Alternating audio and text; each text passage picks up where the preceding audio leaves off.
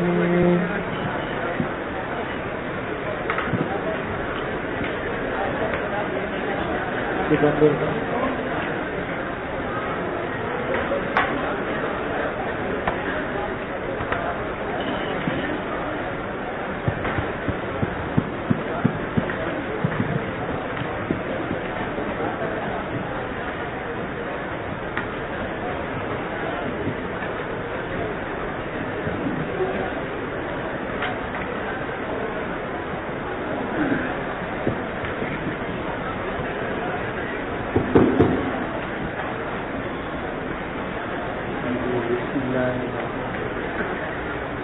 بسم الله الرحمن الرحيم. وبالسند المتصل منا إلى الإمام الهمام الحافظ الحجة أمير المؤمنين في الحديث أبي عبد الله محمد بن إسماعيل البخاري الجوزي رحمه الله متعنا بعلومه وفيوضه وبركاته آمين. قال حدثنا عبد الله بن عبد الوهاب قال حدثنا عبد الوهاب قال حدثنا أيوب عن محمد عن أنس بن مالك رضي الله تعالى عنه أن رسول الله صلى الله عليه وسلم جاءه جائع فقال أكلت الحمر فسكت ثم أتاه الثانية فقال أكلت الحمر فسكت ثم أتاه الثالثة فقال أفنيت الحمر فأمر مناجيا فنادى في الناس إن الله ورسوله ينهيانكم عن لحوم الحمر الأهلية فأكفيت القدور وإنها لتفور باللحم.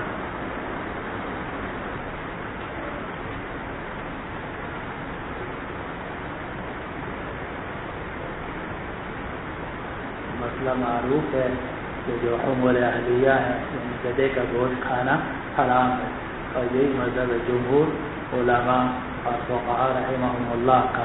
البتہ حمار وحشی حلال ہے، جیسا کہ آپ نے کتاب الحج کی روایتوں میں پڑھ لیا ہوگا. اب اس روایت میں آ رہا ہے کہ آپ سے آ کر بتایا گیا کہ گدھے کا گوشت کھایا جا رہا ہے یعنی پکایا جا رہا ہے، پسکا تھا، پھر عرض کیا گیا، پھر آپ نے سکوت کیا، تو اس لیے کہ اس وقت تک وہی نازل نہیں ہوئی تھی، اس کی علت یا حرمت کا حکم نازل نہیں ہوا تھا، اس لیے حضور صلی اللہ علیہ وسلم نے سکوت فرمایا. معلوم ہے کہ اگر مسئلہ یقینی طور سے معلوم نہ ہو تو آدمی کو سکوت اختیار کرنا چاہیے. نبی علیہ السلام نے سکوت کیا تو عالم کو، عام عالم کو تو بطریق اولا سکوت کرنا چاہیے. وبه قال حدثنا سليمان بن حرب قال حدثنا حماد بن زيد عن ثابت عن انس رضي الله تعالى عنه قال صلى النبي صلى الله تعالى عليه وسلم الصبح قريبا من خيبر بغلس ثم قال الله اكبر خربت خيبر انا اذا نزلنا بساحه قوم فساء صباح المنذرين فخرجوا يسعون في السدك فقتل النبي صلى الله عليه وسلم المقاتلة وسبى الذرية وكان في السبي صفية فصارت إلى جحية الكلبي ثم صارت إلى النبي صلى الله تعالى عليه وسلم فجعل عشقها صداقها فقال عبد العزيز بن صهيب لثابت رضي الله تعالى عنهما يا أبا محمد أنت قلت لأنس ما أصدقها فحرك ثابت رأسه تصديقا له. حدیث شریف آسان ہے کہ جب آپ نے حملہ کیا تو اچانک آپ پہنچے تو فخرجوا یسعون فی السکک، اور پیچھے گزرا ہے کہ وہ تو اپنے پھاوڑے اور اپنی جنبیلیں لے کر باہر نکلے تھے، لیکن جب انہوں نے دیکھا کہ حضور صلی اللہ علیہ وسلم کا لشکر آ گیا ہے تو انہوں نے کہنا شروع کر دیا محمد والخمیس محمد والخمیس، اور فخرجوا یسعون فی السکک، اور پھر اس کے بعد گلیوں میں اپنے دوڑنے لگے. تو نبی کریم صلی اللہ علیہ وسلم نے مقاتلین کو قتل کیا اور جو ذریت تھی اس کو گرفتار کیا علاقے بھی.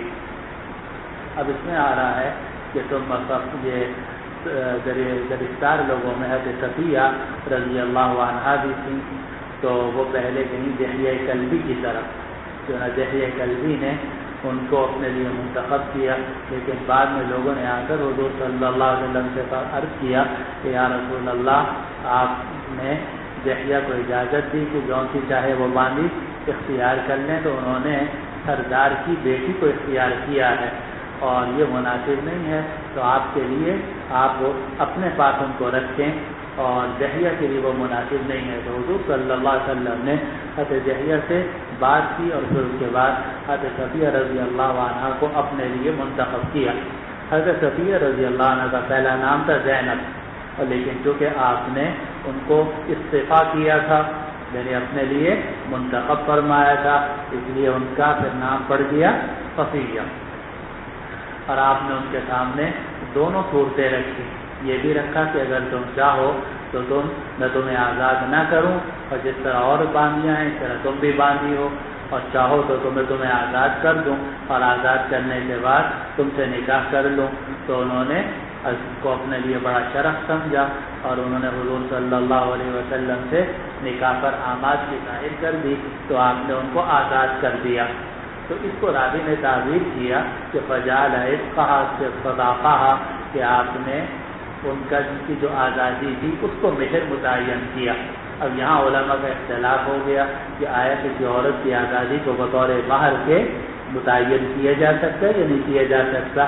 تو امام ابو یوسف اور بعض اصحاب الظواہر اور غالباً امام احمد بن حنبل رحمۃ اللہ علیہ کی روایت یہ ہے کہ اس کو بطور مہر کے متعین کیا جا سکتا ہے، لیکن جمہور علماء کے نزدیک اعتاق جو ہے اس کو بطور مہر کے متعین نہیں کر سکتے، کیونکہ مہر کے لیے مال ہونا ضروری ہے۔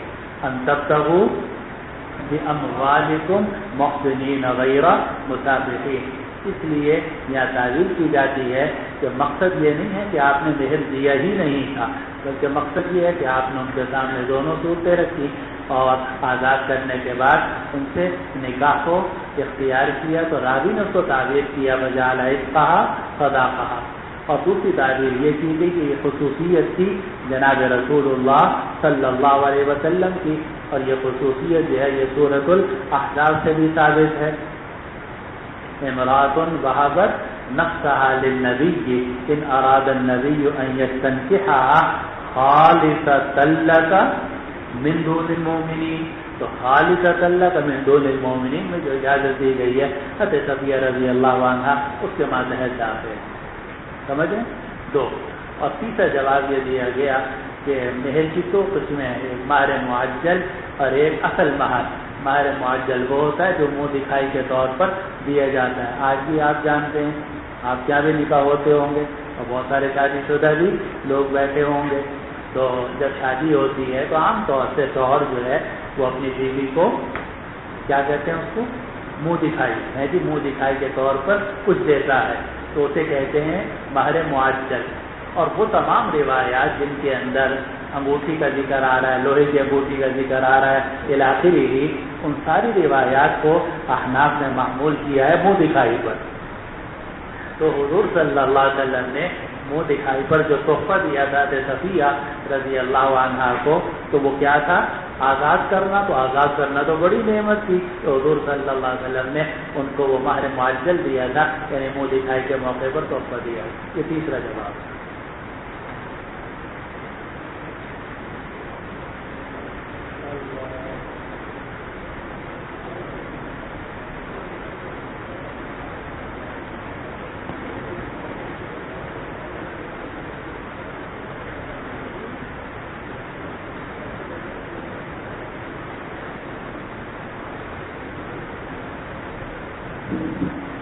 عبدالعزیز ابن صہیب کہتے ہیں، عبدالعزیز ابن صہیب نے ثابت سے کہا کہ ابو محمد کیا تم نے حضرت انس ابن مالک سے پوچھا تھا کہ ما اصدقہا، حضور نے کیا مہر ان کو دیا تھا؟ تو حضرت ثابت رضی رحمہ اللہ نے اپنے سر کو تصدیق کے طور پر ہلایا کہ ہاں میں نے انس ابن مالک سے پوچھا تھا، تو انس ابن مالک رضی اللہ عنہ نے یہ فرمایا تھا کہ فجعل عتقها صداقہ۔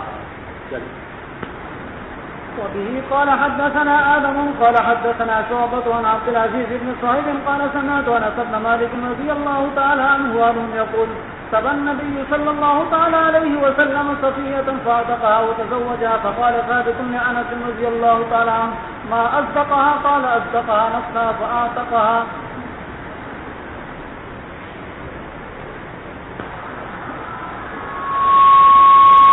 بسم الله الرحمن الرحيم۔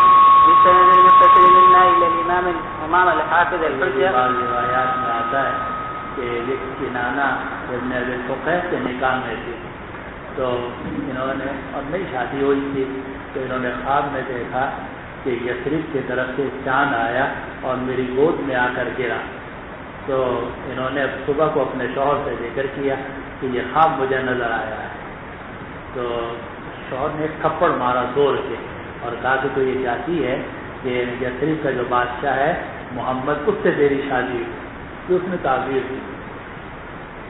تو جب ان کا نکاح ہو گیا حضور صلی اللہ علیہ وسلم سے، تو آپ نے دیکھا کہ چہرے پہ نشان ہے، کہا یہ نشان کیسا ہے؟ کہا میرے شوہر نے مجھے تھپڑ مارا۔ جی چلو السند المتصل منا إلى الإمام الهمام الحافظ الحجة أمير المؤمنين في حديث أبي عبد الله محمد بن إسماعيل البخاري رحمه الله تعالى ومتعنا بعلومه وفيوضه وبركاته آمين.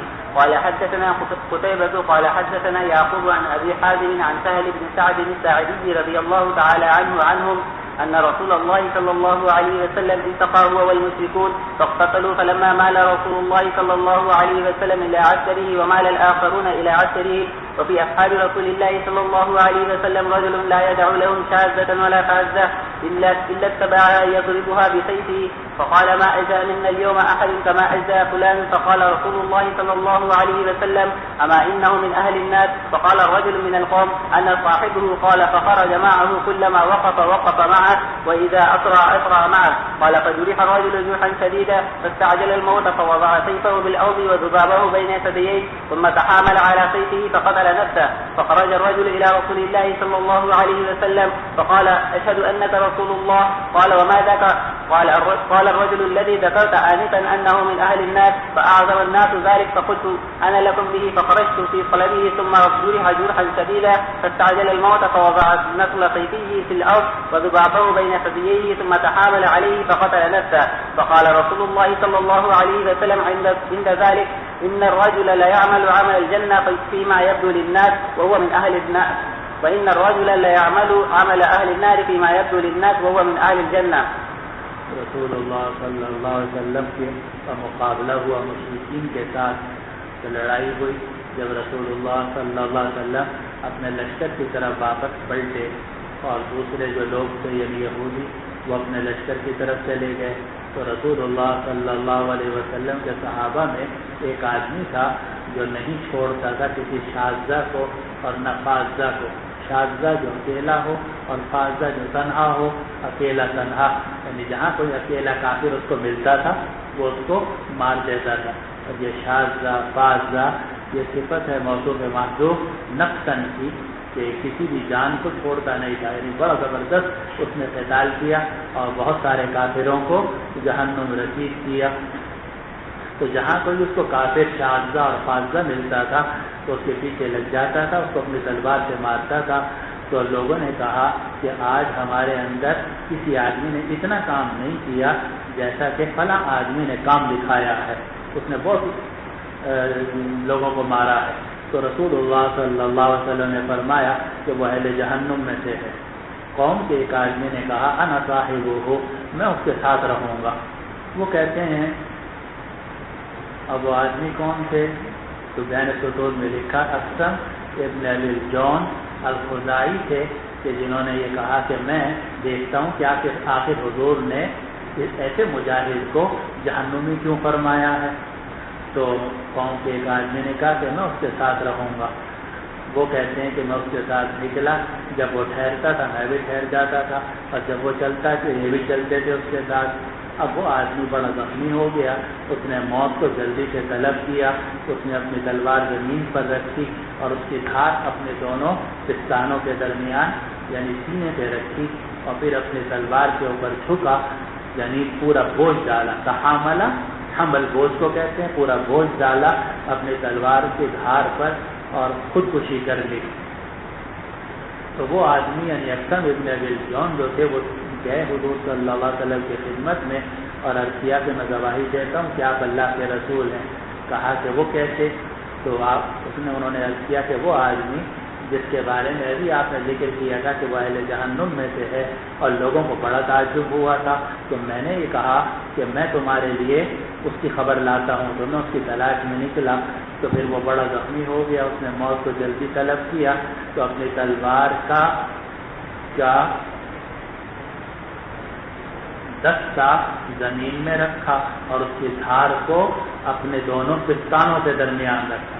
تلوار کے دستے کو زمین پر رکھا اور دھار کو اپنے دونوں پستانوں یعنی سینے پر رکھا اور پھر پورا بوجھ اس پر ڈالا اور اس نے خودکشی کر لی۔ رسول اللہ صلی اللہ علیہ وسلم نے اس وقت میں یہ بات فرمائی کہ ایک آدمی جنت والے کام کرتا ہے، دیکھنے میں لوگوں کو نظر آتا ہے، حالانکہ حقیقت میں وہ جہنمی ہوتا ہے، اور بسا اوقات آدمی اہل جہنم کے کام کرتا ہے اور لوگوں کو نظر آتا ہے کہ یہ کافر ہے یا جہنم میں جائے گا، لیکن وہ من اہل الجنہ، مگر وہ اہل جنت میں سے ہوتا ہے۔ اسی کو آپ نے پڑھا ہوگا کہ انما الاعمال بالخواتیم، اعمال کا دار و مدار خاتمے پر ہے، اور اسی سے معلوم ہوا کہ آدمی کو اپنی نیکیوں کے اوپر ناز نہیں کرنا چاہیے، کیونکہ ہو سکتا ہے کہ آپ سے بہت نیکیاں ظاہر آپ سے نہیں کسی شخص ہو سکتا ہے کہ کسی شخص سے بہت نیکیاں ظاہر ہو رہی ہوں اور دیکھنے میں وہ بڑا جناب دین کی خدمت کرتا نظر آ رہا ہو، لیکن خاتمہ اس کا بالخیر نہ ہو، جہنم میں جائے اولاً یا دواما۔ اور یہ بھی ہو سکتا ہے کہ کوئی آدمی کافر ہے یا فاسق فاجر ہے اور ساری زندگی اس کی گناہوں میں گزری، لیکن مرتے وقت اللہ سبحانہ و تعالی مرنے سے پہلے اس کو توبہ نصوح کی توفیق عطا فرما دیں اور سچی توبہ کر کے التائب من الذنب کمن لا ذنب لہ، سیدھا جنت میں چلا جائے۔ اسی لیے دنیا میں نہ تو اپنی نیکیوں کے اوپر ناز کرنا چاہیے، جیسے آج کل نیک لوگوں کو یہ ناز اور فخر بڑی جلدی ہو جاتا ہے، اور نہ ہی دوسرے مسلمانوں کو یا گناہگاروں کو حقیر سمجھنا چاہیے، اس لیے کہ ہو سکتا ہے کہ جس گناہگار کو آپ حقیر سمجھ رہے ہوں وہ سیدھا جنت میں جائے، اور جس کو آپ بہت نیک سمجھ رہے ہوں اعاذنا اللہ من ذلک کو پکڑا جائے۔ ہمارے استاد تھے حضرت مفتی جمیل احمد صاحب تھانوی رحمۃ اللہ علیہ، تو وہ ایک کہانی سناتے تھے، تو وہ کہتے تھے کہ ایک بزرگ تھے، ان کی داڑھی جو تھی چپکی تھی، چپکی جانتے ہو یعنی صرف یہاں تھی، ادھر ادھر نہیں تھی، تو وہاں محلے میں ایک عورت بھی رہتی تھی، اس کا ایک بکرا تھا، اس کی بھی ویسی داڑھی چپکی تھی، تو وہ عورت یہ کہتی تھی کہ ملا جی یہ بتاؤ کہ تمہاری داڑھی اچھی یا میرے بکرے کی داڑھی اچھی؟ وہ عورت یہ کہتی تھی کہ ملا جی یہ بتاؤ کہ تمہاری داڑھی اچھی یا میرے بکرے کی داڑھی اچھی؟ تو ملا جی کہتے تھے بھائی ابھی کچھ نہیں کہہ سکتا، فرماتے تھے دیکھو ابھی کچھ نہیں کہہ سکتا ہے، مرنے کے بعد پتہ چلے گا کہ اس کی داڑھی اچھی ہے یا میری داڑھی اچھی۔ تو کہنے لگے جب ان کا انتقال ہونے لگا ملا جی کا، تو انہوں نے کہا کہ بھائی مرنے کے بعد میری جو میت ہے وہ خاتون کے گھر کے سامنے سے نکال لینا۔ تو جب وہاں پہنچے تو اٹھ کے بیٹھ گئے اور کہا الحمدللہ میرا خاتمہ بالخیر ہوا ہے، اس لیے میری داڑھی تیری بکری کی داڑھی سے اچھی۔ تو کہانی ہے مولوی صاحب ہے یہ سوال مقدر کا جواب، تو یہ کہانی انہوں نے سنائی تھی، لیکن اس کہانی کے اندر حقیقت بہت ہے، وہ یہ ہے کہ آپ زندگی میں کبھی اپنی نیکی کے اوپر ناز نہیں کر سکتے۔ اور آگے آ رہا ان اللہ یؤید ھذا الدین بالرجل الفاجر، اللہ تعالیٰ اس دین کی مدد فرماتے ہیں ایک بدکار آدمی کے ذریعے سے۔ بسا اوقات آدمی کافر ہوتا ہے، پرلے درجے کا فاسق ہوتا ہے، مگر اتنی دین کی خدمت کرتا ہے، اتنی دین کی خدمت کرتا ہے کہ لوگ تعریفیں کرتے ہیں کہ آپ بڑا دین کا اس نے کام کیا ہے، لیکن خاتمہ اس کا بالخیر نہیں ہوتا، نعوذ باللہ من ذالک، جہنم میں جاتا ہے، یا ابتداءً اور یا دواما۔ اور یہ جو آ رہا ہے نا اس حدیث کے اندر کہ اما انہ من اہل النار، تو اس آدمی کا نام کیا تھا؟ تو حافظ ابن حجر رحمۃ اللہ علیہ لکھا اس کا نام تھا قزمان۔ اب وہ منافق تھا یا نہیں تھا؟ تو حافظ ابن حجر رحمۃ اللہ علیہ جو ہیں تو انہوں نے تو فرمایا کہ ظاہر یہ بات معلوم ہوتی ہے کہ وہ منافق تھا، لیکن حضرت گنگوہی رحمۃ اللہ علیہ بہت محتاط ہے، اور اللہ تعالیٰ نے حضرت گنگوہی کو بڑا اونچا مقام عطا فرمایا ہے۔ تو انہوں نے لامع الدراری میں شیخ الحدیث مولانا زکریا صاحب قدس اللہ سے نے وہاں نقل کیا کہ جب یہاں پہنچے اما انہ من اہل النار، اے انہ یدخل النار، انہ یدخل اولا فی النار، بس یہ فرمائے انہ یدخل اولا فی النار، کے شروع میں وہ آگ میں داخل ہوگا، اب نکلے گا یا نہیں نکلے گا اللہ اعلم، اللہ تعالیٰ جاننے والے ہیں۔ اور جب یہ بات ہو گئی تو اس سے یہ بھی پتہ چل گیا کہ ان اللہ لا یؤید ھذا الدین بالرجل الفاجر، رجل فاجر سے رجل کافر بھی مراد ہو سکتا ہے اور رجل فاجر سے فاسق بھی مراد ہو سکتا ہے. اگر کافر مراد ہوگا تو ہو سکتا ہے کہ کوئی آدمی کافر ہو اور اللہ تعالیٰ اس سے دین کا بہت کام لے، لیکن مرتے وقت اس کو کلمہ نصیب نہ ہو، ایمان اس سے چھن جائے، تو وہ کافر مرے گا اور جہنم میں جائے گا دواما. اور فاسق فاجر جو ہے وہ بھی جہنم میں جائے گا مگر صرف اپنے اعمال کی سزا بھگتنے کے لیے. وبه قال حدثنا ابو اليماني قال اخبرنا شعيب عن الزهري قال اخبرني سعيد بن المسيب ان ابا هريره رضي الله تعالى عنهم قال میں آپ سے کہتا ہوں کہ آپ کی نیکی ہماری سمجھ میں نہیں آتی، وہ اسی لیے کہ ہم نے نیک لوگ دیکھے ہیں مجھے، اور وہ ہم نے دیکھا کبھی وہ لوگ اپنی نیکی کے اوپر ناز نہیں کرتے بلکہ ڈرتے رہتے ہیں کہ پتہ نہیں آگے ہمارا معاملہ کیا ہو. فرماتے ہیں اصل معاملہ اللہ سبحانہ و تعالیٰ کے ساتھ ہے، وہاں کیا ہوتا ہے. جی. قال شهدنا خيبر فقال رسول الله صلى الله عليه وسلم لرجل ممن معه يدعي الإسلام هذا من أهل النار، فلما حضر القتال قاتل الرجل أشد القتال حتى كثرت به الجراحة فكاد بعض الناس يرتاب فوجد للرجل ألم الجراحة فأهوى بيده إلى كنانته فاستخرج منها أسهما فنحر بها نفسه فاشتد رجال من المسلمين فقالوا يا رسول الله صدق الله حديثك انتحر فلان فقتل نفسه فقال قم يا فلان فأذن أن لا يدخل الجنة إلا مؤمن إن الله يؤيد الدين بالرجل الفاجر فأباه معمر عن. اب اس میں ہے کہ جب قتال کا وقت آیا تو اس آدمی نے بڑا سخت قتال کیا، یہاں تک کہ اسے زخم بہت لگ گئے، تو قریب تھا کہ بعض لوگوں کو شک ہونے لگے. کیا شک ہونے لگے؟ کہ حضور نے اس کو جہنمی کیسے کہہ دیا، یہ تو بڑا زبردست مجاہد ہے اور مسلمانوں کے لیے بڑا کام کر رہا ہے. اس آدمی نے زخم کی تکلیف پائی تو اپنا ہاتھ اپنے ترکش کی طرف بڑھایا. کنانا کہتے ہیں ترکش کو کہ جس کے اندر تیر رکھے جاتے ہیں، اور اس میں سے ایک تیر نکالے اور ان تیروں کے ساتھ اپنا گلا کاٹ لیا یا اپنی رگیں کاٹ لیں تو خودکشی کر لی. اب مسلمانوں میں سے کچھ لوگ دوڑے. اب اس روایت میں اور اس روایت میں تھوڑا سا فرق آ رہا ہے، اور آگے آئے گا کہ یہ بھی فرق ہے کہ یہ بعض راویوں نے یہ کہا کہ یہ واقعہ پیش آیا ہے غزوہ خیبر میں، لیکن بعض راویوں نے اس کو تعبیر کیا ہے غزوہ حنین سے. تو اب اس میں علماء محدثین کی دو رائے ہو گئی. بعض محدثین نے تو یہ کہا کہ یہ واقعہ دو مرتبہ پیش آیا، ایک مرتبہ خیبر میں جو قزمان کا واقعہ، اور دوسری مرتبہ حنین میں وہ ایک اور واقعہ ہے. تو پہلے والے نے قتل کیا تھا تلوار کے ذریعے سے اور دوسرے نے خودکشی کی تھی تیروں کے ذریعے سے.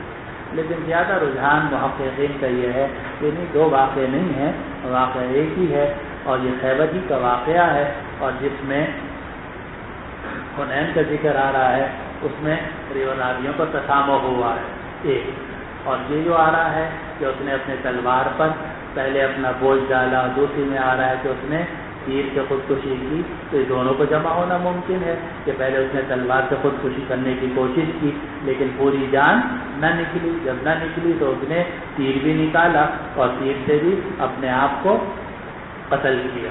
تو دونوں صورتیں جمع ہو سکتی ہیں.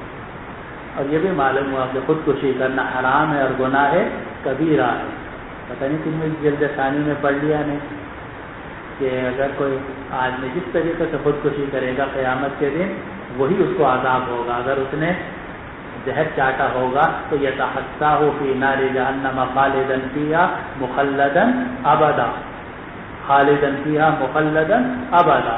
اور اگر اس نے اپنے پیٹ میں مارا ہوگا یجو فی بطنہ فی نار جہنم خالدا فیہا مخلدا فیہا ابدا. لیکن وہاں بھی تعبیر کی گئی کہ خالد المخلد سے مراد یا تو مراد یہ ہے کہ اس کو کلمہ نصیب نہیں ہوا تھا، یعنی خاتمہ بالخیر نہیں ہوا تھا، اور یہ کہ خلود جو ہے یہ مقص طویل کے معنی میں ہے. پتہ نہیں آپ پڑھا یا نہیں پڑھا، یا خلود معنی میں ہے کس کے مقص طویل سے تعبیر کرنی پڑے گی، کیونکہ ہمارے نزدیک جو فاسق فاجر ہے وہ مخلد سے النار نہیں ہوتا اور گناہ کبیرہ سے آدمی ایمان سے خارج نہیں ہوتا، خلاف للخوارج والمعتزلہ. یہ خوارج اور معتزلہ کا مذہب ہے، اہل سنت والجماعت کا یہ مذہب نہیں.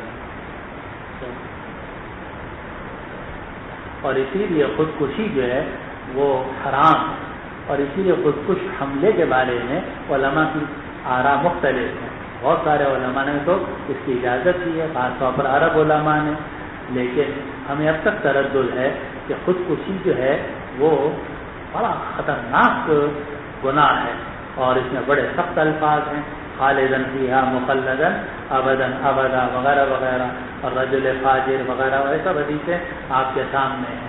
تو اس لیے ہمارے نزدیک دشمن کش حملہ تو جائز ہے، جس میں آدمی کی اپنی جان بھی چلی جائے تو کوئی حرج نہیں ہے، اور وہ شہادت کا اعلیٰ درجہ ہے، لیکن پہلے اپنے آپ کو مارنا اور پھر اس کے بعد اس کے نتیجے میں دوسرے کافروں کا مرنا یا نہ مرنا، تو یہ خودکشی ہے، اپنے آپ کو مارنا ہے۔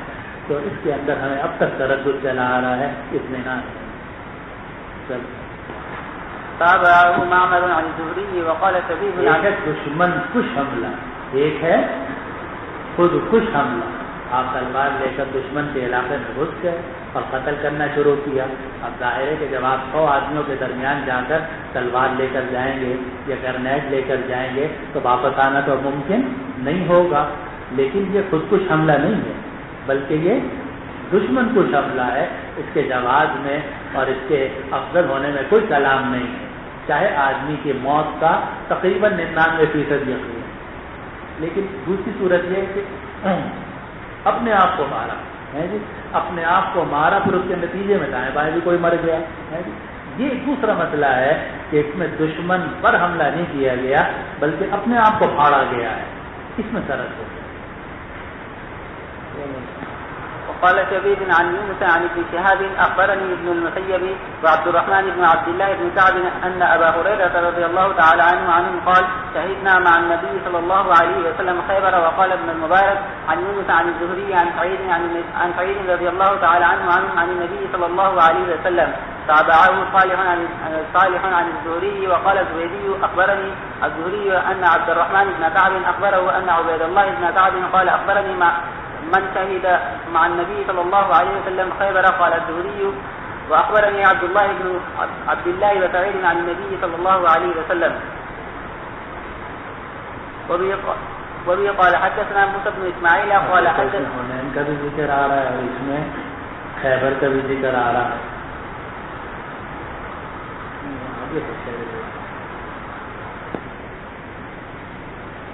ہاں چلو۔ وبه قال حدثنا موسى بن إسماعيل قال حدثنا عبد الواحد عن عاصم عن أبي عثمان عن أبي موسى الأشعري رضي الله تعالى عنهم قال لما غدا رسول الله صلى الله عليه وسلم خيبر أو قال لما توجه رسول الله صلى الله عليه وسلم أشرف الناس على غاد فرفعوا أصواتهم بالتكبير الله أكبر الله أكبر لا إله إلا الله. فقال رسول الله صلى الله عليه وسلم اربعوا على أنفسكم إنكم لا تدعون أصم ولا غائبا إنكم تدعون سميعا قريبا وهو معكم وأنا خلف دابة رسول الله صلى الله عليه وسلم فسمعني ما أنا أقول لا حول ولا قوة إلا بالله. فقال يا عبد الله بن قيس قلت لبيك رسول الله صلى الله عليه وسلم. قال ألا أدلك على كلمة من كنز من كنوز الجنة. قلت بلى يا رسول الله فداك أبي وأمي. قال لا حول ولا قوة إلا بالله. اس سے وہی معلومات کے ذکر اور دعا کے اندر اصل جو ہے وہ سر ہے اور جہر بھی ثابت ہے اور جائز ہے، مگر عارف کی بنا ہے، کسی حکمت کی بنا ہے، اصل سر ہے جی۔ وبه قال حدثنا المكي بن إبراهيم قال حدثنا يزيد بن أبي عبيد قال رأيت أثر ضربة في ساق سلمة رضي الله تعالى عنه فقال يا أبا مسلم ما هذه الضربة؟ قال هذه ضربة أصابتها يوم خيبر. فقال الناس أصيب سلمة فأتيت إلى النبي صلى الله عليه وسلم. سلمہ مارا گیا، کیا مطلب سلمہ جو ہے وہ بچے گا نہیں۔ میں حضور کی خدمت میں حاضر ہوا، آپ نے 3 مرتبہ اس پر تھوکا تو اب تک مجھے پھر شکایت نہیں ہوئی جی۔ فأتيت إلى النبي صلى الله عليه وسلم فنفث فيه 3 نفثات فما اشتكيتها حتى ساعة. نعم. بسم الله الرحمن الرحيم. وبالسند متصل منا إلى الإمام الهمام الحافظ الحجة أمير المؤمنين في الحديث أبي عبد الله محمد بن إسماعيل البخاري رحمه الله تعالى متعنا بعلومه وبيوده وبركاته آمين. قال حدثنا عبد الله بن مسلمة قال حدثنا ابن أبي حازم عن أبيه عن سهل رضي الله عنه قال التقى النبي صلى الله عليه وسلم والمشركون في بعض مغازيه فاقتتلوا كل قوم إلى أكثرهم، وفي المسلمين رجل لا يدعو من المشركين شاذة ولا طاذة إلا اتبعها فضربها بسيفه، فقيل يا رسول الله ما أجزى أحدهم ما أجزى فلان، فقال إنه من أهل النار، فقالوا أينا من أهل الجنة، إن كان هذا من أهل النار فقال رجل من ہے دین کا اتنا کام کرنے کے بعد یہ جہنمی ہے تو ہم میں سے کون جنتی ہوگا؟ لوگوں نے یہ کہا. جی. فقال رجل من القوم لأتبعنه فإذا أسرى وأبتى كنت معه حتى جرح فاستعجل الموت فوضع نساب سيفه بالأرض وذبابه بين ثدييه ثم تحاملا عليه فقتل نفسه، فجاء الرجل إلى النبي صلى الله عليه وسلم فقال أشهد أنك رسول الله، فقال وما ذاك؟ فأخبره فقال إن الرجل ليعمل بعمل أهل الجنة فيما يرجو للناس وإنه من أهل النار، ويعمل بعمل أهل النار فيما يرجو للناس وهو من أهل الجنة. وہ ہمارے ساتھ لکھ کے اپنے پاس رکھ لو حدیث، ان اللہ لا یؤید هذا الدین بالرجل الفاجر، تاکہ اللہ تعالیٰ جب آپ کو دین کی خدمت کی توفیق عطا فرمائے تو اخلاص باقی رہے اور ڈرتے رہو، کرتا جا اور ڈرتا جا. یہ جو ہے نا کرتا جا اور اکڑتا جا، اسی نے کام خراب کیا ہوا ہے. ہمارا زیادہ کام خراب کیا ہوا ہے تکبر نے، اور اس کی وجہ سے بڑے مسائل پیدا ہوئے. تو اس لیے آدمی کو دین کا کام کرنا چاہیے اور اللہ سبحانہ و تعالیٰ کی پکڑ سے ڈرتے رہنا چاہیے. انما یخشی اللہ من عبادہ العلماء، جتنا علم میں اضافہ ہوگا، اگر صحیح علم ہوگا تو خشیت میں بھی اتنا اضافہ ہوگا. اس لیے یہ حدیث ہمیشہ لکھ کے رکھ لو، ان اللہ لا یؤید هذا الدین بالرجل الفاجر. بخاری مسلم سب جگہ حدیث موجود ہے. به قال حدثنا محمد بن سعيد الخزاعي قال حدثنا زياد بن الربيع عن أبي عمران قال نظر أنس إلى الناس يوم الجمعة فرأى طيالسة فقال كأنهم الساعة يهود خيبر. انس بن مالک رضی اللہ عنہ نے جمعے کے دن لوگوں کو دیکھا تو دیکھا کہ سیلتان کی چادریں لوگوں نے اپنے سروں پر ڈالی ہوئی ہیں، اور میں ایسا لگتا ہے کہ آج خیبر کے سارے یہودی جمع ہو گئے ہیں. یہ اصل میں یہودی جو تھے ایک خاص قسم کی چادر اپنے اوپر ڈالتے ہیں، اور اب بھی ان سے ہاں ایسا ہی ہے. دیکھا ہے آپ نے؟ تو میں نے دیکھا وہاں انگلینڈ میں، تو وہاں یہودیوں کی مسجد تھی، دوسرے دیکھا وہ خاص قسم کی چادر جو ہے سبز رنگ کی وہ اپنے اوپر ڈالتے ہیں. اب وہ پھر رنگ بھی ان کے مختلف ہیں، سہلتان افضل بھی ہوتی ہے، اصفر بھی ہوتی ہے. تو یہ اس زمانے کے اندر یہودیوں کا شعار تھا، لیکن پھر یہ شعار آہستہ آہستہ ختم ہو گیا اور مسلمان بھی اس کو استعمال کرنے لگے. اور آپ کو معلوم ہے کہ اگر کوئی چیز ایسی ہو جس کا استعمال کسی قوم کے ساتھ خاص ہو، لیکن بعد میں وہ اس قوم کے ساتھ مخصوص نہ رہے بلکہ دنیا میں عام لوگ اس کو استعمال کرنے لگیں، تو اس کے اندر پھر تشبہ کا حکم ختم ہو جاتا ہے. کم از کم کراہت تحریمی باقی نہیں رہتی، اگر ہوگی تو کراہت تنزیہی رہ جائے گی. سمجھ رہے ہیں بات کو؟ یہ بڑا اصول ہے، اس کو یاد رکھنا. تو جب تک تشبہ ہے تو ویسے تو چادر مولوی صاحب سبز ہو یا کالی ہو جائے گی یا نہ جائے ہے، لیکن یہ کہ اگر تشبہ ہوگا، تشبہ بالکفار ہوگا یا تشبہ بالفساق ہوگا یا تشبہ باہل الضلال ہوگا تو صورت کے اندر کراہت آئے گی. لیکن جتنا تشبہ بڑھتا جائے گا کراہت بڑھتی جائے گی، اور جتنا تشبہ کم ہوتا چلا جائے گا تو کراہت کم ہو جائے گی. یہاں تک کہ ہو سکتا ہے کہ ایک موقع پر جا کر کراہت بالکل ختم ہو جائے. اب یہ جو موکیشن نہیں آپ لوگ پہنتے، یعنی جوتے، یہ جوتے جو آپ پہنتے ہیں آج کل، بوٹ بھی کہتے ہیں. ایک تو بوٹ وہ ہوتا ہے نا جس کے اوپر دھاگا ہوتا ہے، اور ایک ہوتا ہے بغیر دھاگے کے. ہوتے کیا کہتے ہو؟ موکیشن کہتے ہیں آج کل کے زبان میں. تو آج سے 20-25 سال پہلے کوئی عالم اس کو نہیں پہنتا. یعنی میں بھی لاہور میں جب تک رہا اور جامعہ شفیہ میں پڑھاتا رہا، کبھی میں نے موکیشن استعمال نہیں کیا. ہمیشہ دیسی جوتی نہیں ہوتی ملتان کی اور جناب وہ استعمال کرتا تھا. اور جو ہمارے اکابر تھے تو وہ تو اس کو سخت ناپسند کرتے تھے کہ یہ موکیشن استعمال کیا جائے.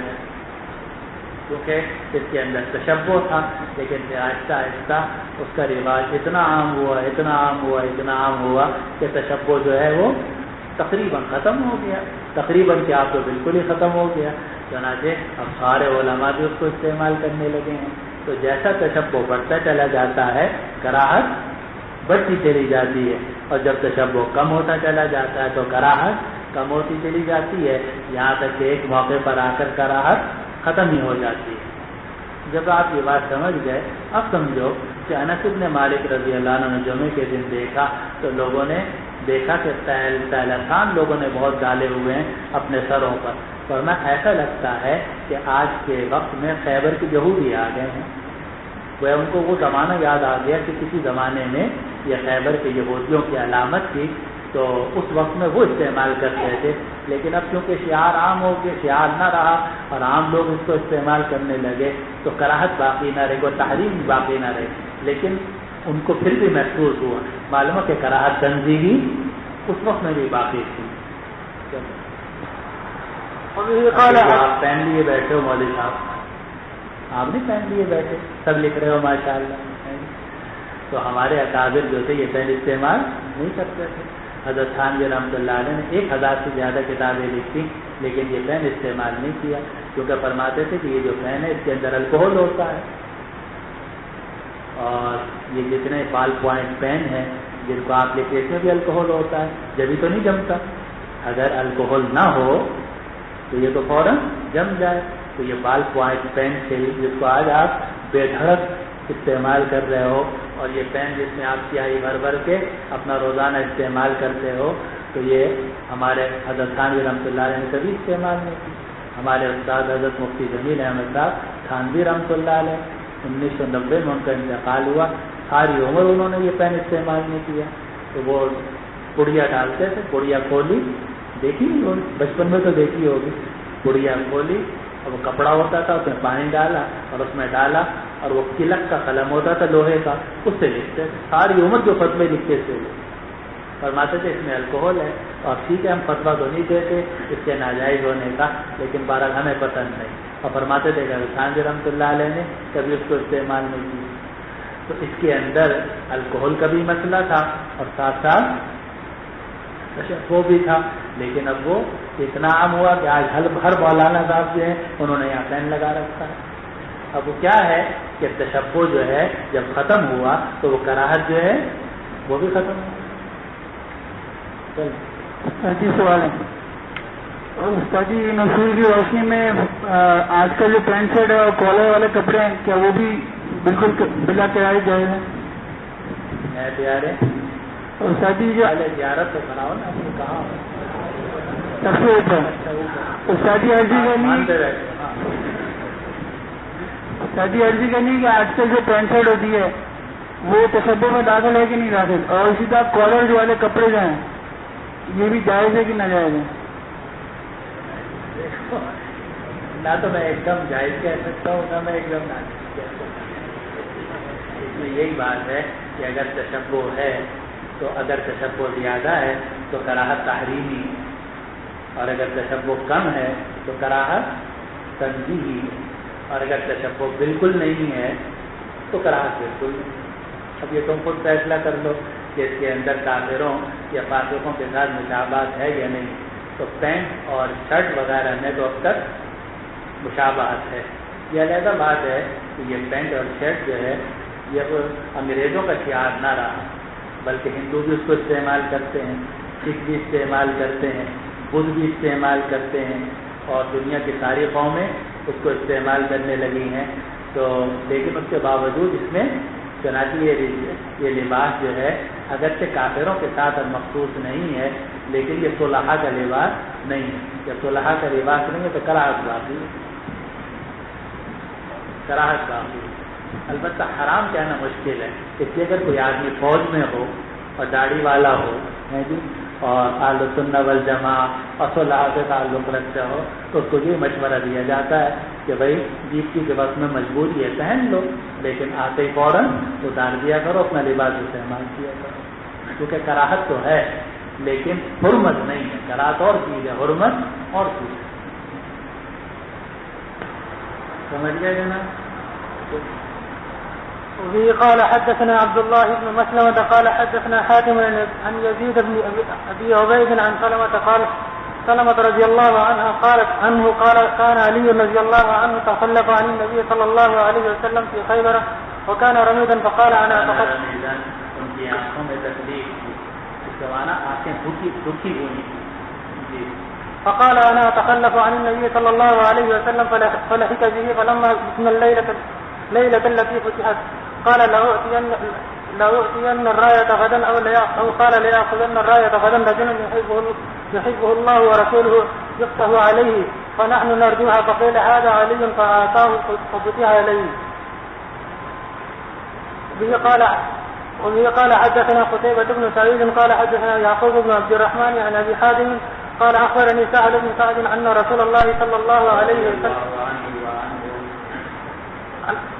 أخبرني سعد بن سعد رضي الله عنه وعنهم أن رسول الله صلى الله عليه وسلم قال يوم خيبر لأؤتين هذه الراية غدا رجلا يفتح الله على يديه يحب الله ورسوله يحبه الله ورسوله قال فبات الناس يذوقون ليلتهم أيهم يعطاها فلما أصبح الناس غدوا على رات گزاری اور لوگ بے چین تھے کہ وہ جھنڈا کس کو ملے گا.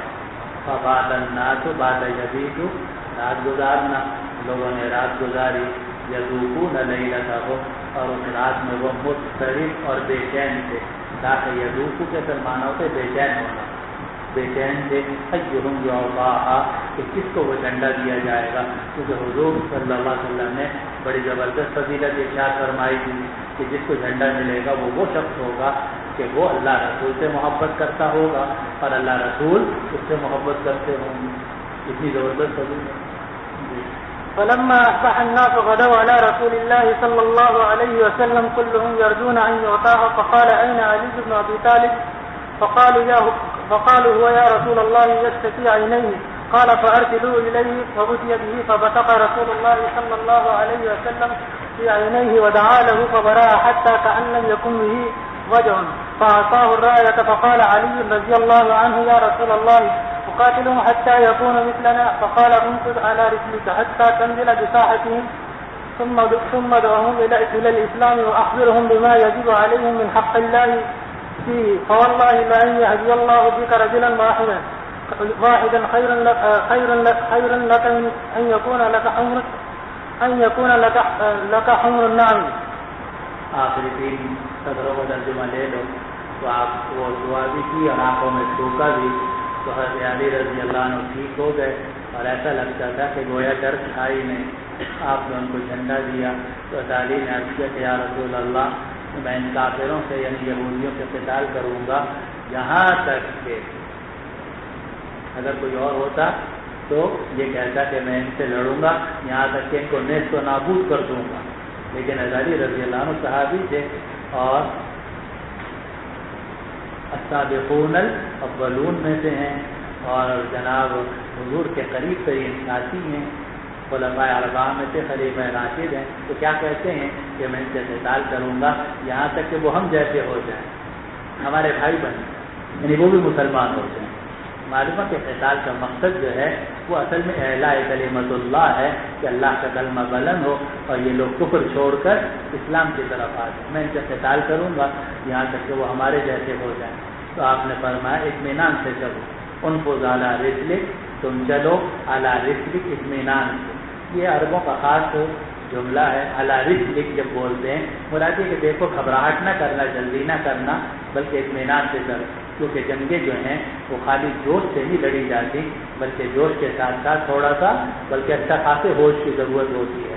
تو اس لیے آپ نے حضور صلی اللہ علیہ وسلم نے علی رضی اللہ عنہ فرمایا کہ تم جاؤ اطمینان سے یہاں تک کہ تم ان کے صحن میں جا کر اترو.